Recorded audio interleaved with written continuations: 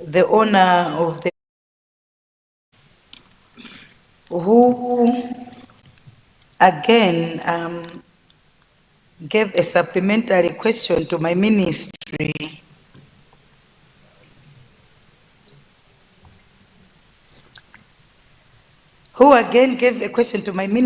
to consider the TB ward in Mulanje district that was consumed by fire. Mr. First Deputy Speaker, sir, I would like to notify the honorable member and all honorable members from Mulanje that my ministry is aware of this unfortunate incident that took place in Mulanje that affected the TB ward, and that it was burnt to ashes, affecting every equipment and infrastructure. Mr. First Deputy Speaker, sir, I would like to notify the honorable member that my ministry is in the process of identifying funds to renovate the ward, and soon this ward will be up and running. We are going to communicate when the funds are ready, but it has already been prioritized, and resources will be allocated from the current projects that we have. Mr. First Deputy Speaker, let me also recognize the question that came from Chikwawa Central. And indeed, my ministry is aware that in his constituency, there is no public facility, as the facilities that are there are CHAM and also belong to other entities. Mr. First Deputy Speaker, I would like to ask the honorable member for Chikwawa Central to prioritize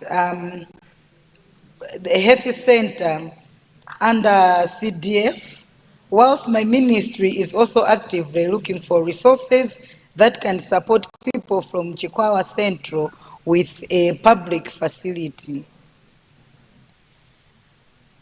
Mr. First Deputy Speaker, I would like to acknowledge the question that has come from Zomba Chingale.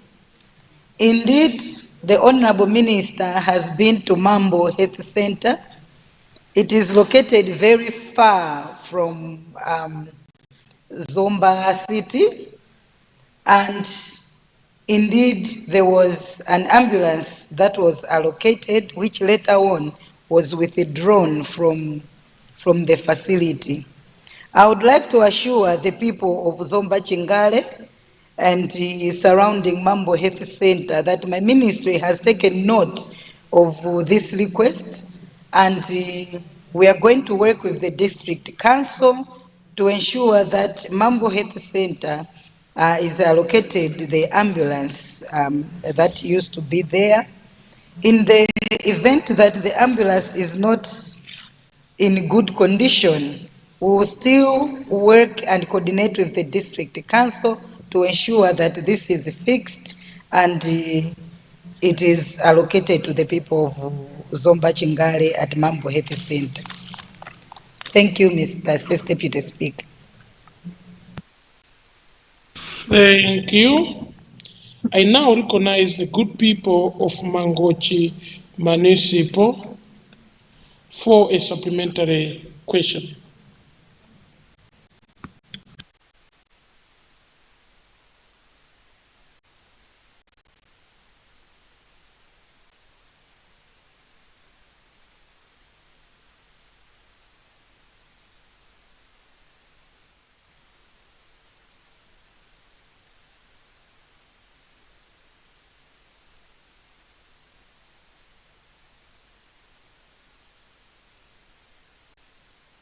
Honourable member, I will please request the microphone again.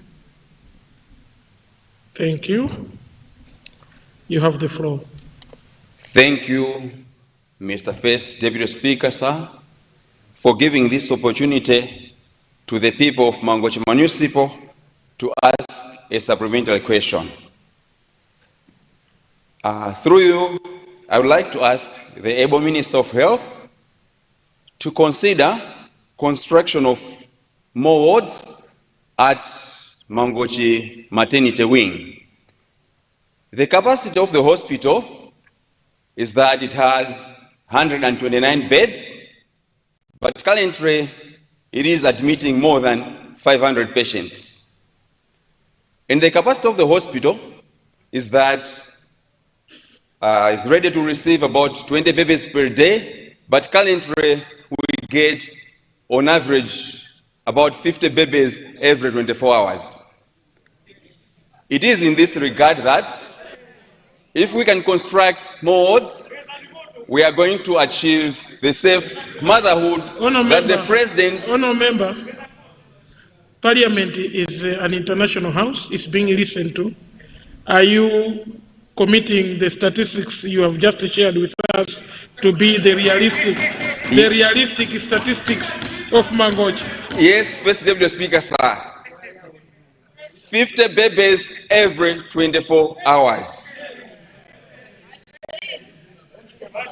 It is in this regard that I ask this House and I ask the Minister of Health to consider construction of more wards, because currently we only have 129 beds, and we are admitting about 500 patients. And on a similar note, I would like to ask the able Minister of Health to pay a visit so that she appreciates the challenges that we are facing. I submit.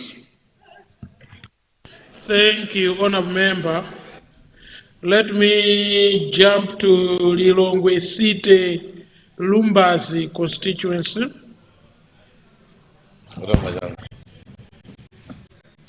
Thank you so much, Right First Deputy Speaker, for recognizing the people of Lilongwe City, Lumbazi, to offer a supplementary question to the Minister of Health. Right Honorable First Deputy Speaker, I wish to first of all bring to the attention of the Minister of Health that Lilongwe City Lumbazi constituency has only one health center, and apparently it is at Lumbazi Trading Center.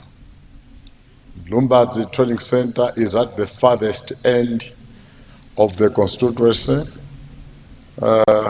which demarcates with a constituency in Doha. And longest distance from the first point to the end point of the constituency is over 20 kilometers. What it means here is that the people at the other farthest end have challenges in accessing health facilities. And in view of this, I would wish to request the able Minister of Health to consider constructing a health center at the very middle of the constituency, and this could be at the headquarters of Senior Chief Chitukula, or elsewhere closer at Mbambanda Primary School. We already have space that could facilitate that process, and would like to believe that if this request is taken into consideration, the people of Lilongwe City, Lumbazi, will be very much supported. Let me end up by indicating that, Honorable First Deputy Speaker, I've said this, I think, more than once, that I do not really understand why Lilongwe City, Lumbazi constituency has been placed within the city, because we only have two training centers that would actually justify that it's part of a city, and this is Area 25 and Lumbazi itself. But over 85% of a constituency is typically rural, and therefore it would be appropriate for government through the Ministry of Health to consider constructing the health facility in the constituency.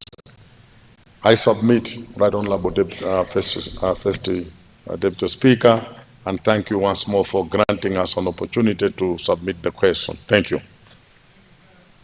Thank you very much, Honourable Member. We would like to appreciate the way you've expressed the Lumbas area. Honourable Member, if your constituency powers permits you, we still see people putting up grass-thatched houses on the airport road. I don't know if you or anyone else can intervene on the same, because it doesn't look well for people to be constructing grass-thatched houses on the airport road. I wonder if that's your constituency, but I wanted for you to take note of that too.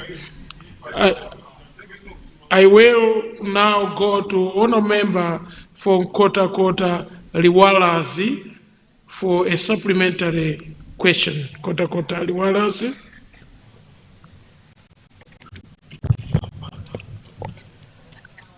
Thank you very much, Honorable Mr. First Deputy Speaker, for granting the people of Kota Kota Liwalazi to ask a supplementary question to the able Minister of Health. Mr. First Deputy Speaker, through you, I would first like to commend the able Minister of Health for opening the Videgete Health Post. Mr. First Deputy Speaker, I would like to ask the able Minister to consider allocating staff to the health post, as this health post is serving a larger population in Kota Kota Liwalazi. Not only that, Mr. First Deputy Speaker, through you, I would like to ask the able Minister of Health to consider allocating a pump at Katimpira Health Center, as this health center has been facing water problems through the past 5 months. I submit, Mr. First Deputy Speaker. Thank you. Thank you, Honourable Member, for that question. The last supplementary on that list comes from the good people of Mangochi Mankibe. Mangochi Mankibe, you have the floor.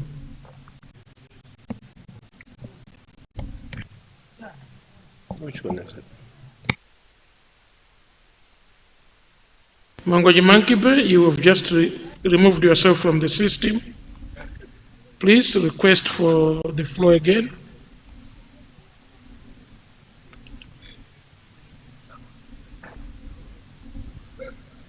You have the floor, sir.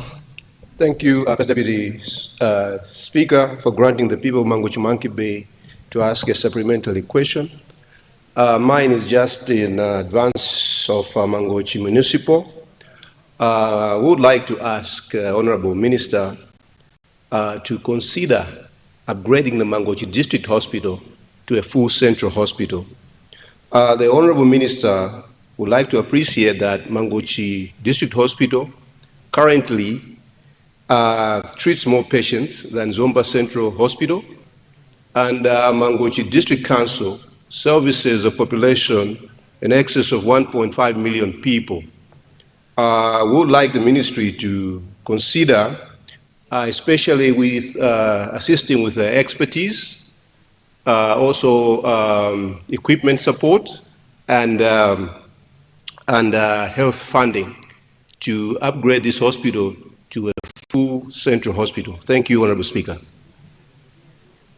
Thank you very much, Honorable Minister, for that last set of supplementary questions. You have the floor, Madam.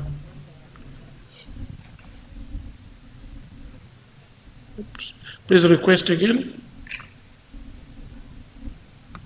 You have the floor, Honorable Minister.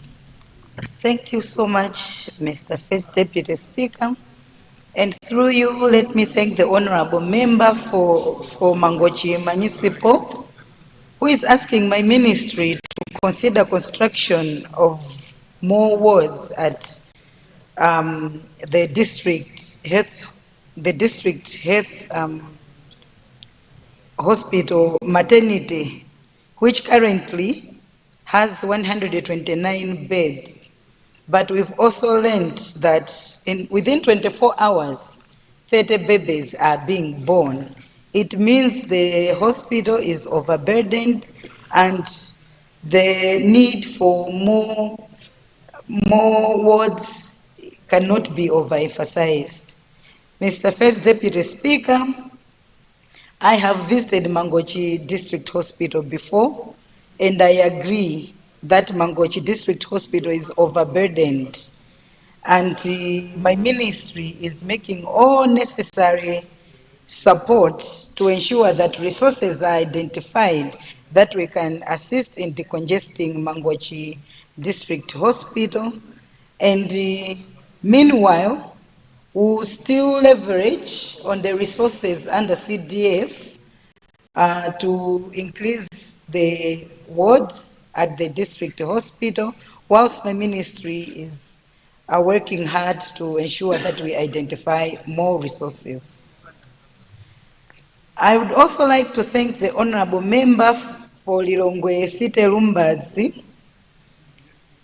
who has asked my ministry to consider constructing a health center at the far end of his constituency, considering that his constituency only has one public facility and it is located at Lumbazi.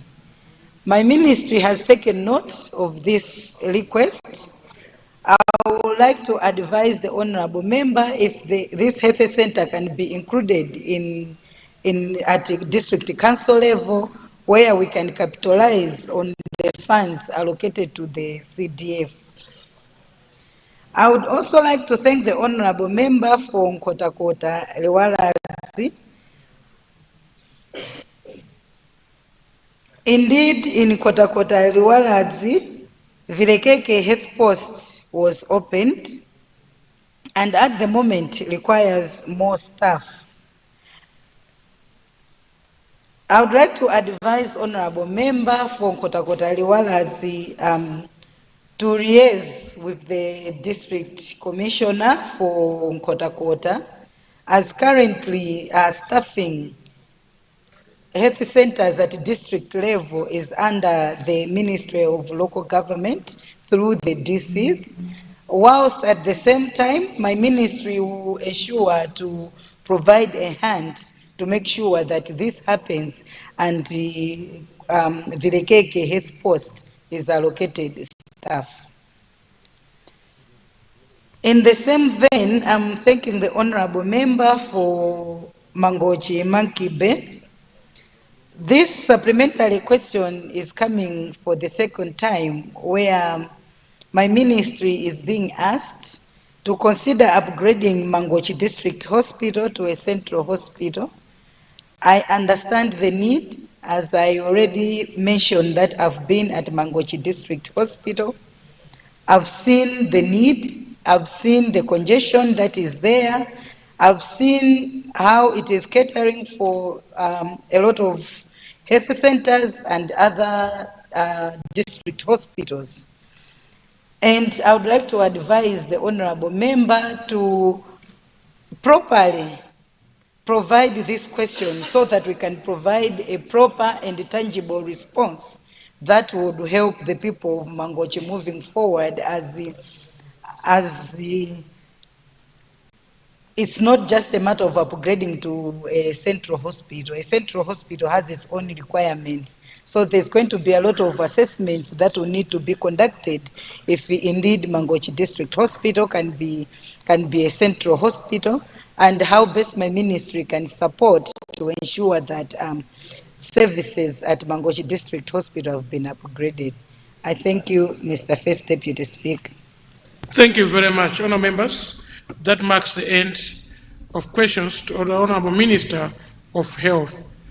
Honourable members, it is supposed to be the Minister of Health, not the Minister of Health. Those two are so different. One can be health, but not health. I hope I'm communicating something to you, honorable members. Leader, I need your guidance. Deputy Leader.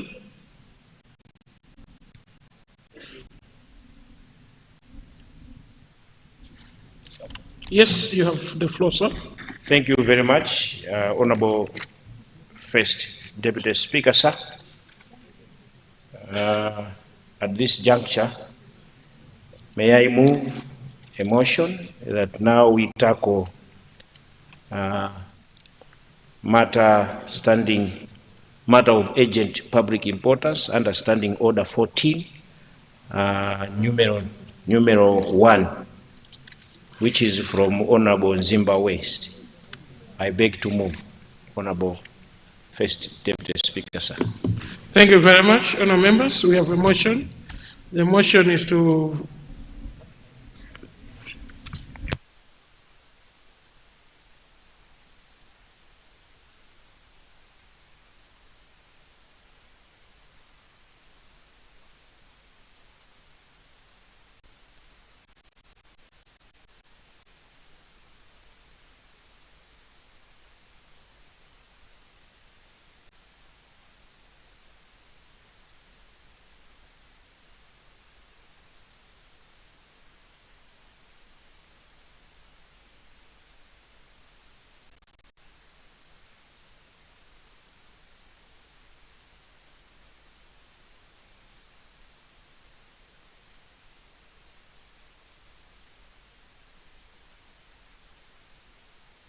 members, following the guidance by the Deputy Leader of this House, it means we are now at the end of question time, and we will concentrate on the business as highlighted.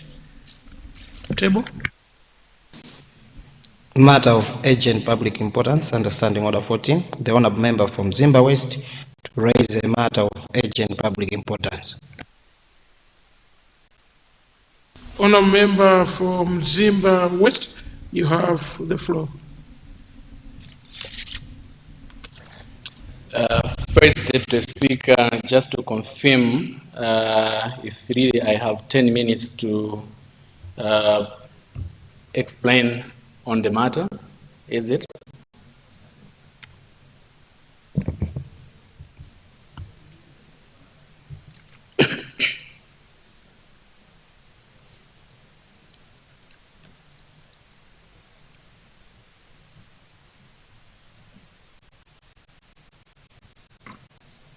Honourable member, yes, you have 10 minutes.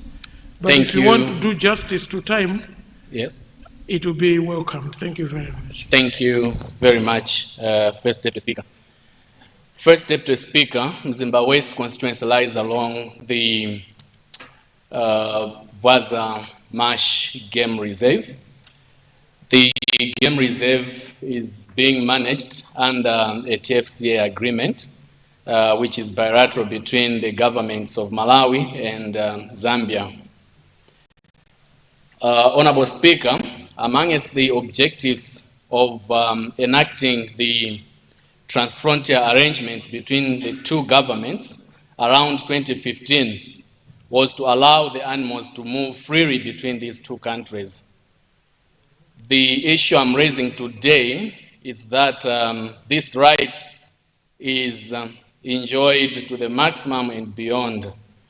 Beyond moving freely between the two countries, these animals, the wildlife, is also moving freely in the communities that lie along the game reserve.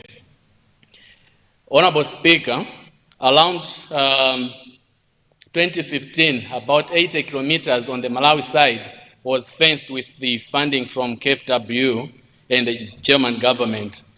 However, a critical distance still remains unfenced around Zambia at a place called Bambanda. This is only about 100 meters.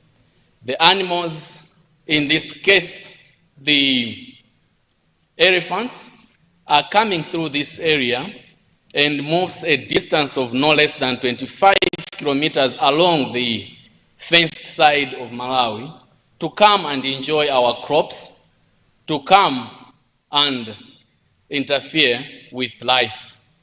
We've lost life, we've lost high-value crops.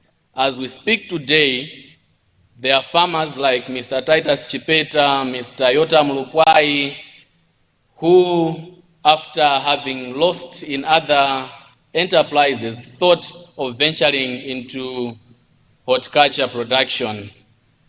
I'm saddened to report to this House, each has lost 3 hectares, another 2 respectively, of high-value crops.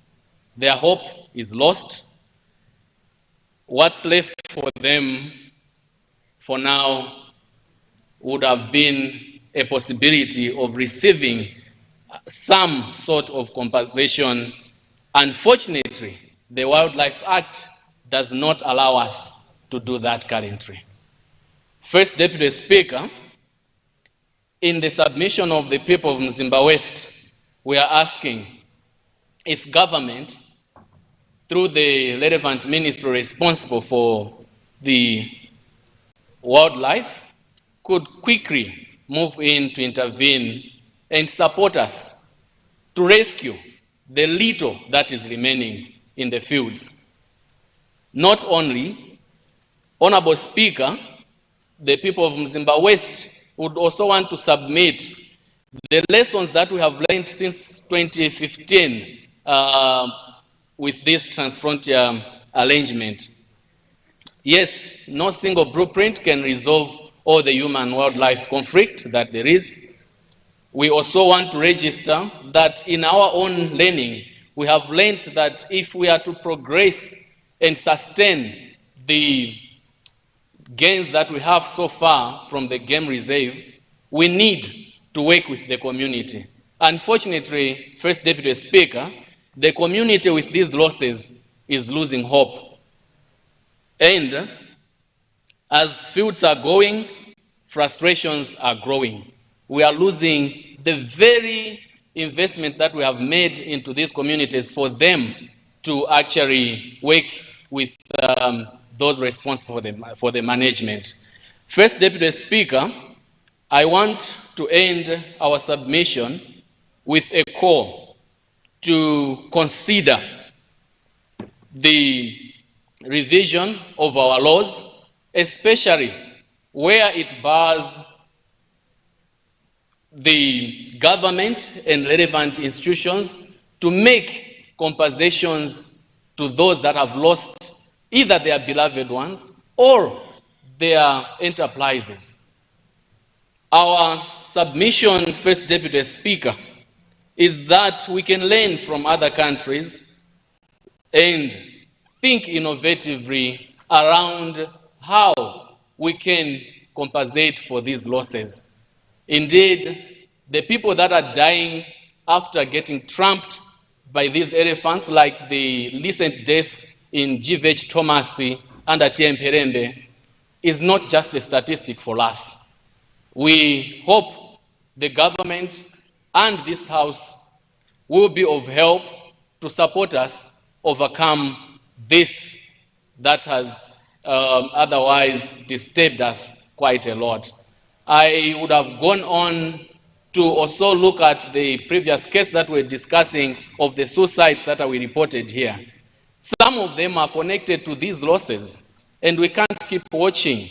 Very productive young men are now in Zambia to seek some relief because they are under pressure from their workers here after losing all they invested. First Deputy Speaker, the people of Mzimba West are asking for these urgent actions and indeed that this House support us in coming up with resolutions that would help not just the people of Mzimba West, but this whole nation. I submit, First Deputy Speaker. Thank you very much, Honourable Member for Mzimba West, for raising that issue.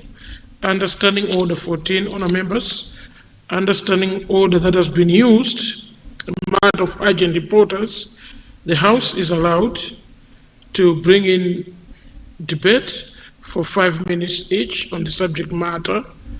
And indeed, if government would like to give in feedback or respond they are allowed to do so. So any member that wants to take the floor for 5 minutes to debate the issue at hand, please do so now.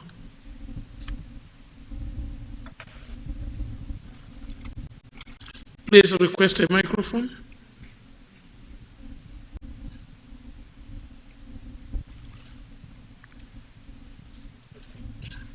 Okay. We start with the honour member from Chinji North, a veteran member of parliament for this house. You have the floor, madam. Thank you, Second Deputy Speaker. I rise to add my word on the issue raised by the honourable member from Zimba. Just forgot the constituency. Indeed, Honourable Speaker, that's the most important information and good for the government to take note and actually to act upon. Because for several times we have heard of issues of that sort. We've heard that people are running away from their respective places because of the issues, specifically maybe in regards the issue of wildlife, animals. So I would like to request the government to make sure that the people around the area are safe. I, for one, in my constituency, Honourable Speaker, we've been having the same scenario in areas around my constituency. Things of that sort have been happening. And the Ministry of Tourism, probably the wildlife one, supposed to take control over that. We've seen that elephants could leave its places and start terrorizing the citizens of Malawi. And all what I'm requesting the government through the Ministry of Tourism and Culture, probably the wildlife ones, is to make sure that the game reserves that are surrounding our constituencies are safe. I would have asked the government to make sure that the fence, the electric fence, is being constructed to make sure that these elephants should not get out of the parks and terrorize the citizens. We are missing a lot of lives, Honourable Speaker. Let's be proactive and make sure that we are taking care of our citizens. With these few remarks, Honourable Speaker, I rest my case. Thank you.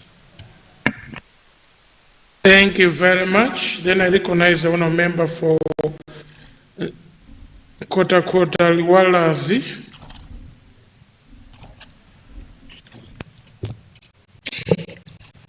Thank you very much, Mr. First Deputy Speaker, for recognizing the people of Kota Liwalazi. To add on to what Honorable Member for Zimba West has said, Mr. First Deputy Speaker, I would love to still call upon for the government assistance, as it is the very same problem that we are facing in Kota Liwalazi, especially on the Kota Game Reserve, which is being managed by the African parks.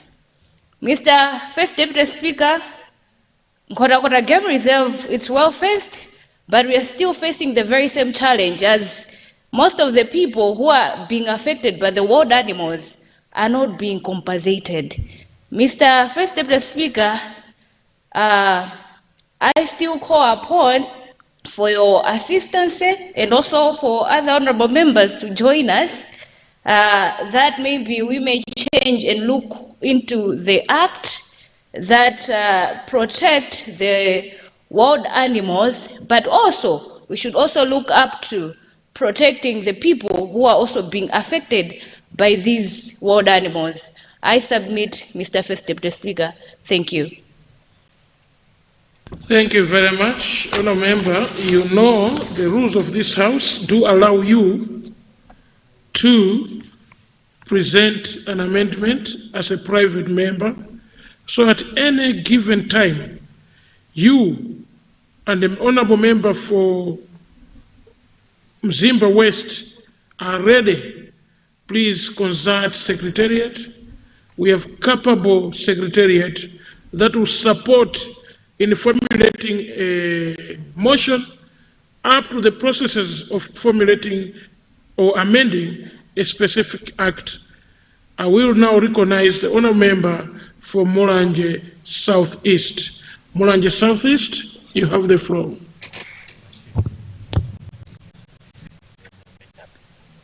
Honourable First Deputy Speaker, the people of Mulanje Southeast would want to rise in solidarity with our colleagues from Mzimba West and the other honourable members that have stood before us.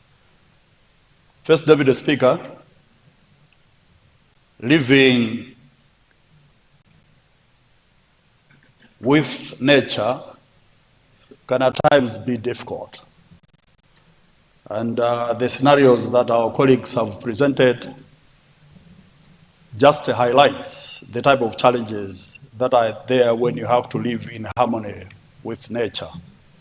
Honourable First Deputy Speaker, we would want to concur that those of us that live in areas around reserves do have these challenges.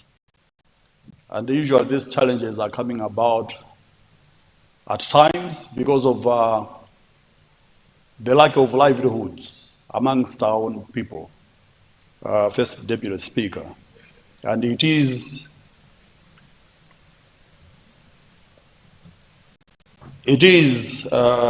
quite a big challenge, and the fact that this government is actually looking into improving the livelihoods of the people around these reserves should be applauded.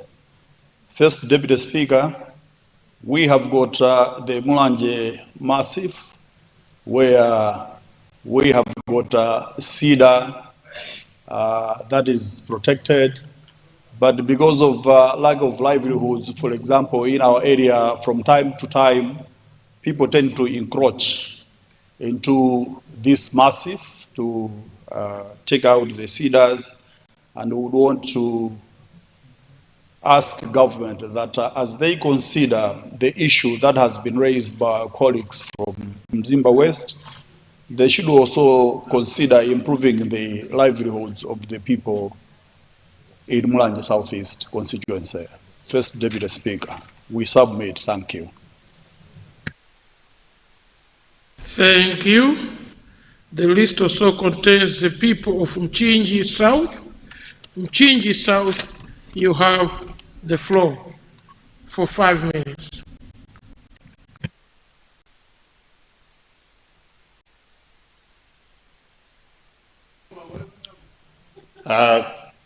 Good afternoon,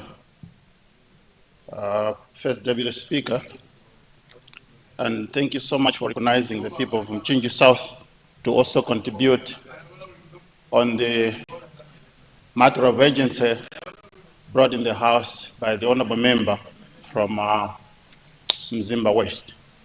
I would like to support the motion, but on a different note, I want also to bring a similar issue that is also affecting Malawi. Malawi seems to refuse to change with time. Why I'm saying this? We have a tendency in Malawi when the growing season, what we call the growing season, ends, which normally ends in July, August, thereabout, animals that we rear on our homes are left to go on free range. That is to go into other people's gardens for pasture.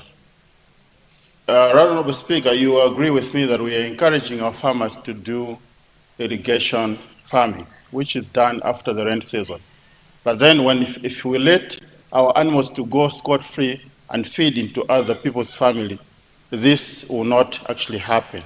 So what I'm trying to ask the House is maybe to enact a law that will prevent people from letting their animals go on free range and feed into others people's gardens. This is what is actually happening at the moment.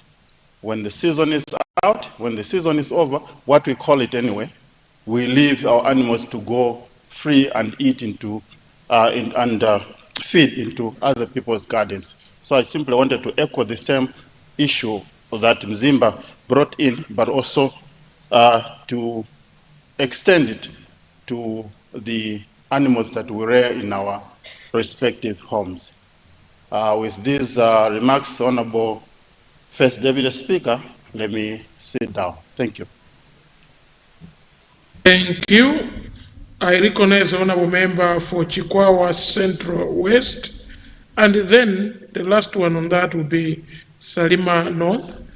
Then the Honorable Minister will respond. Thank you. Yeah, thank you so much, Right Honorable Deputy Speaker. Let me also join my honorable colleagues on this issue that was raised by the honorable member from Mzimba West. In my constituency, that's Chikwawa Central West, and also on my neighbor's constituency, that's Chikwawa Central, we've got a game reserve, a national park, that's Lengwe National Park. We are also facing the same problems in this area as my people from Changambika, Nyasa, and even Nyamport and Mafare. We normally have some of these stray buffaloes.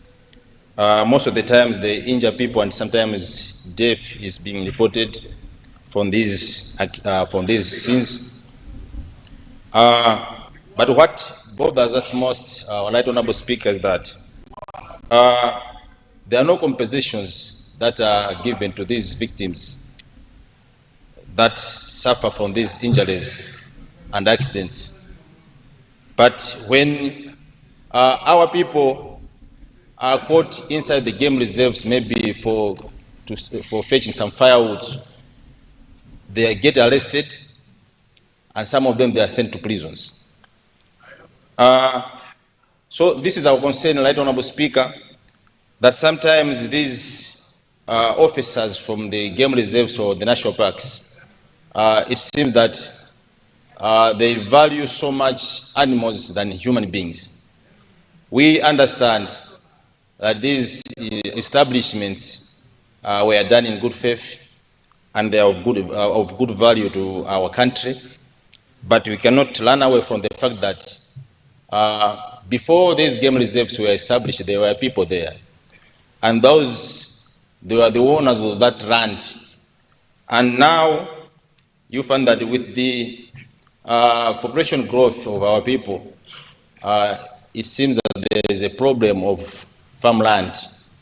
So some of these of our farmers and our people, they have been asking the game reserves and the national parks or the government to consider if maybe the government can go back again and revisit the boundaries that were there for these parks and the game reserves, so that maybe some of the idle land that is staying in the game reserves can be shared to these locals, so that maybe on the management side of these national parks, they can have at least a smaller portion of land so they can manage very well.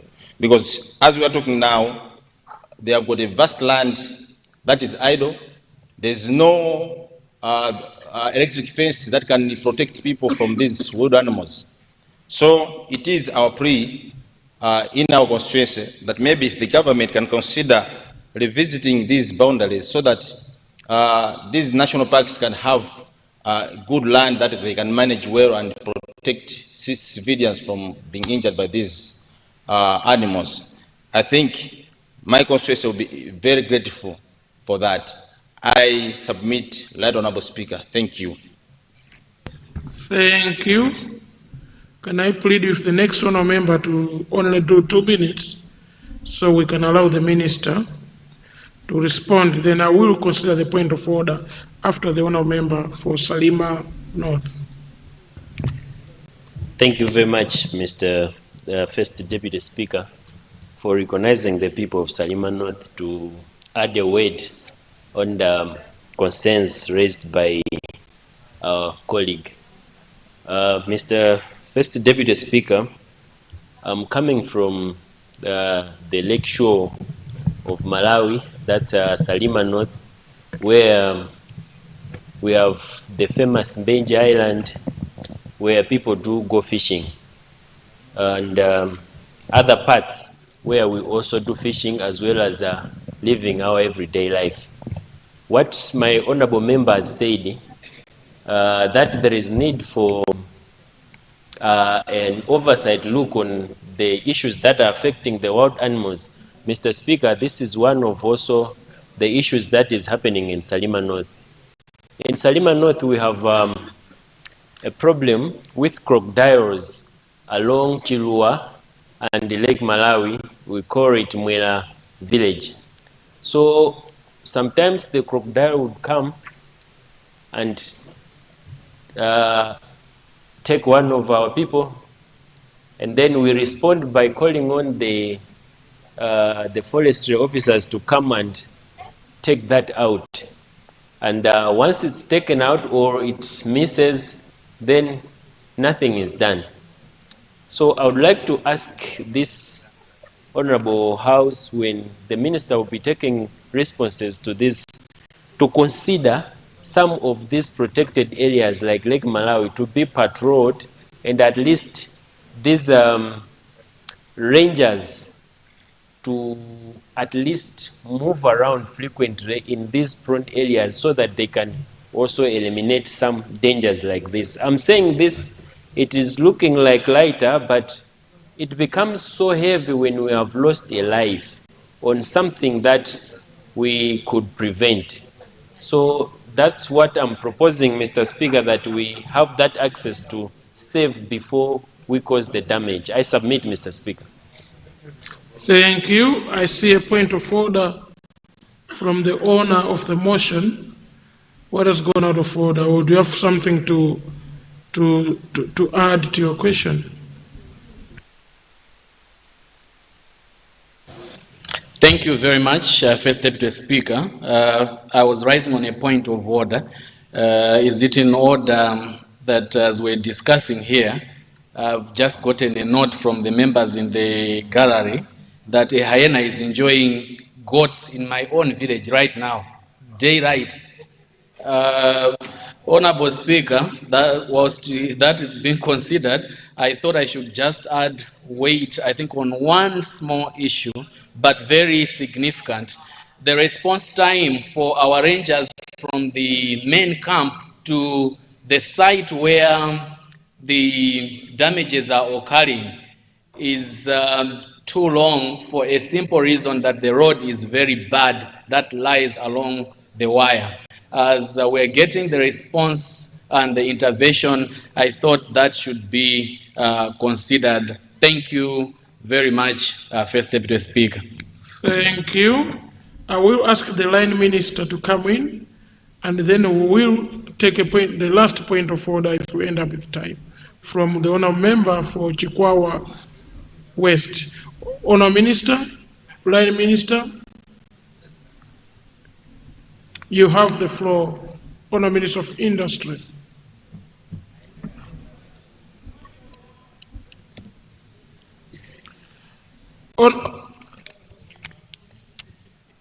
Honour Minister, before you, I will recognize the point of order. So, what has gone out of order? Is it in order? Good afternoon, First Deputy Speaker. Good afternoon, and the people of Mulanje Bale are greeting you. Thank you. The people of Chikwawa West are also doing great. My first point of order was, is it in order that the minister can wind up this issue without hearing from the people of Chikwawa West who are surrounded by Majete and Dilengwe National Parks. But a lot has already been said by my brother from Chikwawa Central West. The issues are the same.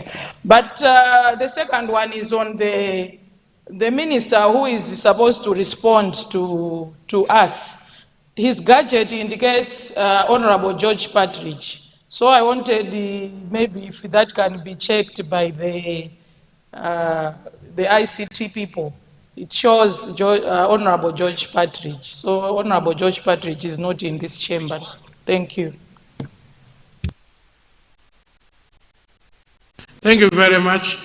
Before the Honourable Minister, can I request the Deputy Leader of the House, your indulgence for a small extension for the Honourable Minister to respond, because he needs more than 5 minutes. Honourable Deputy Leader. Thank you very much, Mr. Honourable First Deputy Speaker, sir.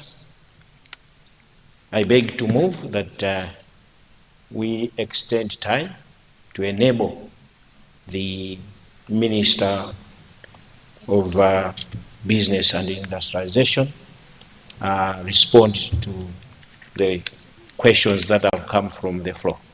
I beg to move. Honourable First Deputy Speaker. Thank you very much. Honourable members, we have a motion on the floor. The motion is to have time be extended to allow the Honourable Minister to respond. Those of that opinion say aye. Those of the contrary opinion say no. The ayes have it and the motion is carried. Honourable Minister, please request for a microphone. Thank you. You have the floor, Honourable Minister. Thank you, First Deputy Speaker. Let me first thank Honourable Akim Kumwenda, Member of Parliament from Zimba West constituency, for this important question on human-wildlife conflict around the Vuaza Marsh Wildlife Center. There have been a lot of debate on the issues from different districts, Mchinji, Kotakota, Salima, Mulanje, and Chikwawa. We've taken note of those issues. We will deal with them and revert back to the respective MPs. Mr. Speaker, sir, on the issue of Vuaza Marsh, allow me first to start by explaining the background on the matter. The Malawi-Zambia Transfrontier Conservative Area, which is shortly known as MAZA TFCA, under which the Vuaza Marsh Wildlife Reserve falls, is a bilateral conservation and development initiative between Malawi and Zambia. Formal negotiations for this initiative began with the signing of a memorandum of understanding in 2024, and on July 2004, and on July 7, 2015, the State President of the Republic of Malawi, His Excellency Professor Arthur Peter Mutharika, and His Excellency the late Edgar Chagwa Lungu of the Republic of Zambia signed a treaty formally establishing this transfrontier conservative area. You may wish to note, Mr. Speaker, sir, that this initiative forms part of the SADC Transformer Conservation Area Program. The Transfrontier Conservation Area component of North Ruangwa and Nyika and Vuaza covers a total of 24,896 square kilometers, split into two, namely the Malawi side and the Zambian side. On the Malawi side, the conservation area covers 4,120 square kilometers, which comprises of the Nyika National Park, which covers 3,134 square kilometers, and Vuaza Marsh Wildlife Reserve, covering 986 square kilometers. The Zambian side of the Transfrontier Conservation Area covers about 20,772 square kilometers, consisting of the following: Nyika National Park of Zambia, which has 106 square kilometers; Lundazi Forest Reserve covering 839 square kilometers; Mitenge Forest Reserve covering 186 square kilometers; Mikuti Forest Reserve covering 388, and Musalanga Game Management Area covering 17,350 square kilometers. Mr. Deputy Speaker, sir, the objective of the Transfrontier Conservation Area are as follows: to promote ecological integrity across shared ecosystems, strengthen biodiversity conservation through coordinated management, enhance socio-economic development for local communities, support sustainable tourism as a driver of economic growth and livelihoods, and lastly, but not least in importance, to foster peaceful cooperation between the two nations. When we come to human-wildlife conflict, Mr. Speaker, sir, human-wildlife conflict remains a key challenge in Vwaza Marsh Wildlife Reserve, especially along the open borders between Malawi and Zambia, the Vwaza Wildlife Reserve and Lundazi Forest Reserve. The key species in this conflict are elephants, hippos, and buffaloes. And their common impact this conflict has is on crop and property damage. Personal injuries and occasionally some fatalities have taken place.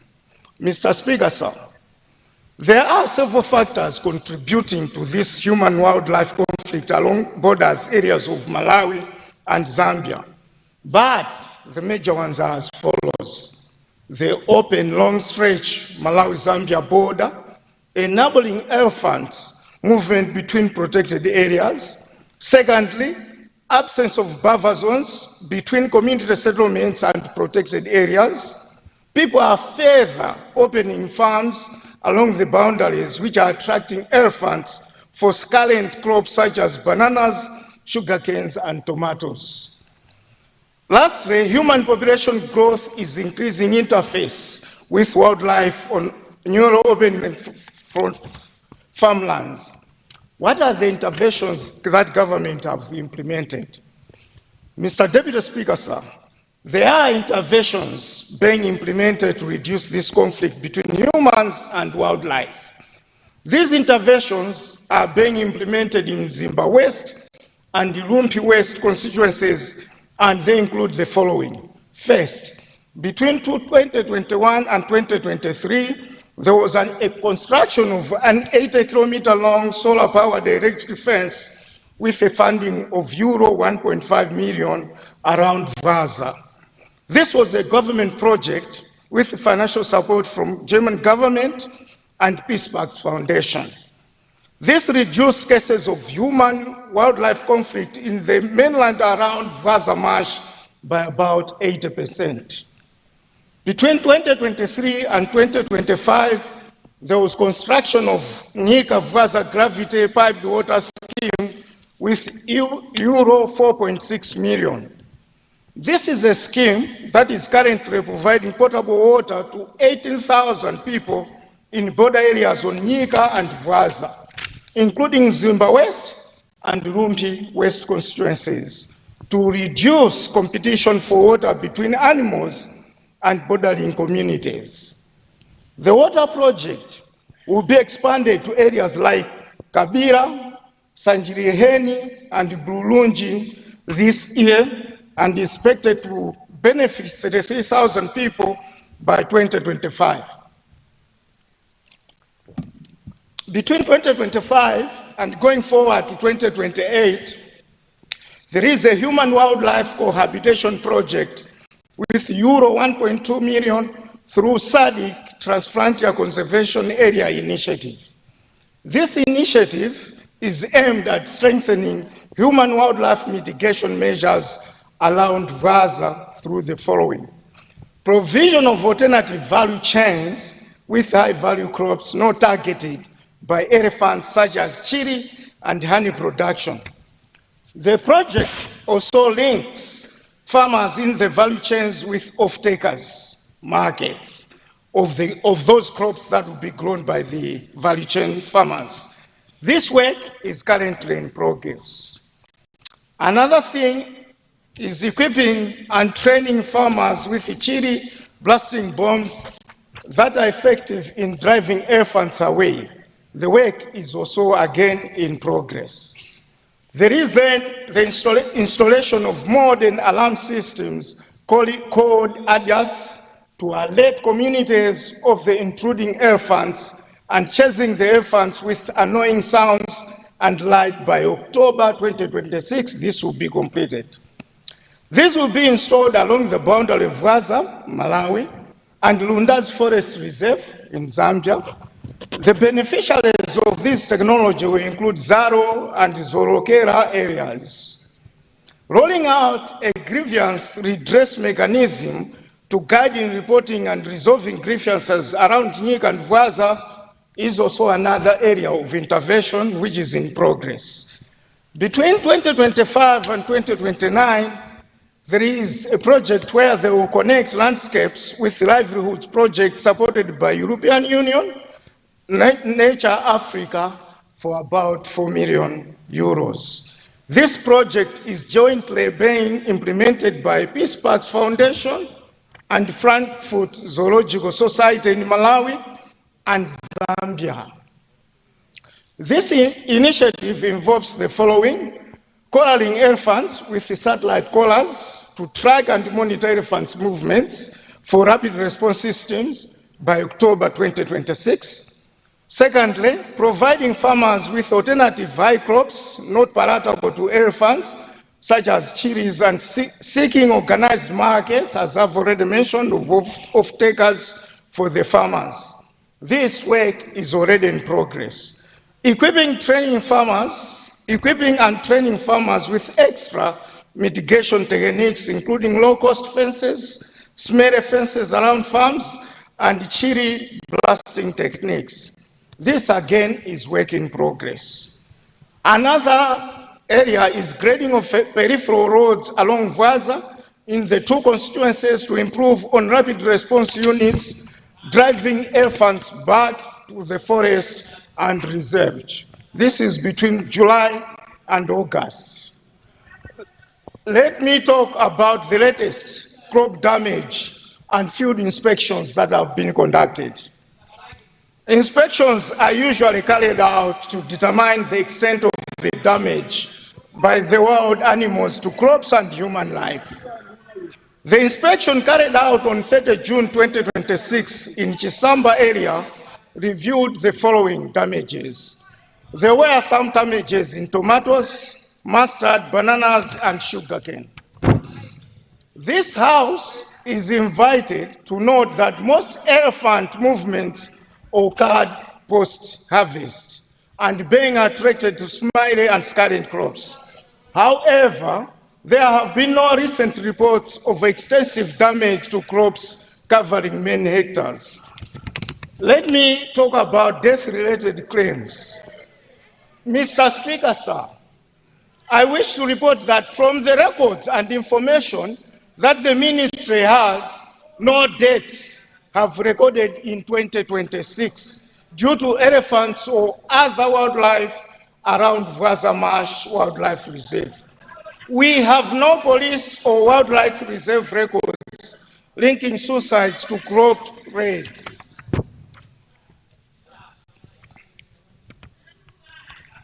Mr. Speaker, sir. Honour Minister, you are communicating to the House and you are within your allocated time.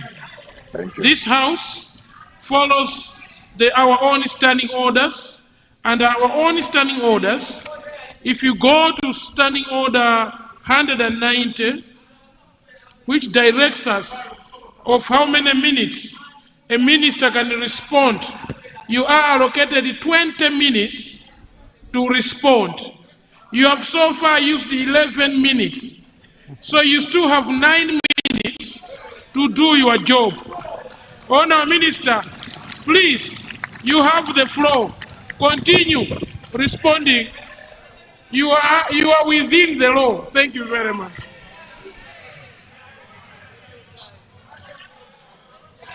Thank you, Deputy Speaker, sir. Deputy Speaker, sir, conservation of nature in the Vwazamash Wild Reserve and even in Nyika National Park cases of human and wildlife conflicts in the area and implementation of initiatives in this transfrontier conservation area, including the projects included above, have taught us the following lessons. 1, there is need for diversified agricultural practices and mitigation measures in areas around the transfrontier conservation areas, including Vwazamash. There is also need for proper land use planning to address both symptoms and root causes of this conflict and minimize human-wildlife competition over resources, including ecological corridors. Coexistence, as we may be aware, is dynamic. We need to look at not merely the absence of conflict on conservation areas in the country, but to manage the situation holistically. There are no recent reports of damage exceeding 10 hectares, as there are no big timbers in the areas around Vaza. It should be noted, however, that crop damage assessments remain a very complex exercise, and as such, independent verification is always recommended. In conclusion, Mr. Speaker, sir, I wish to once again thank the Honourable Member of Parliament for raising this issue in this august House. It is an issue that is more often not given adequate attention. I would also like to encourage the Honourable Ministers to confirm with relevant authorities such as councils, wildlife officers, and the police on various cases of human-wild conflict in the constituency. Furthermore, members of Parliament are encouraged to direct victims of human-wild conflict to the relevant authorities for proper support. The two countries, through their responsible ministries of tourism, with their partners and NGOs, including the Nyika Vwaza Co-Management Trust within the MAZA TFCA framework, continues to implement multifaceted strategies to mitigate human-wildlife conflict. While challenges persist, coordinated interventions, community participation, and adaptive management remain central to achieving sustainable coexistence. Centralized coordination and reporting of grievances in the landscape is key to effective addressing the challenges the landscape is facing. The Trust is rolling out the grievances redress mechanism for effective and speedy reaction and disposal of grievances, hence calling upon honourable members of Parliament to work with the relevant authorities to address sector-specific issues in this area. I thank you, Mr. Deputy Speaker.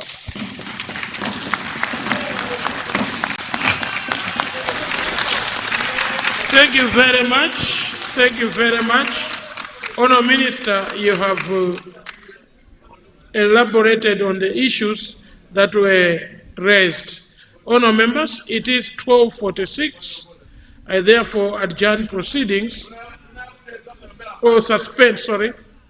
I therefore suspend proceedings for a lunch break, and the House will resume sitting at 2:15 p.m. House suspended.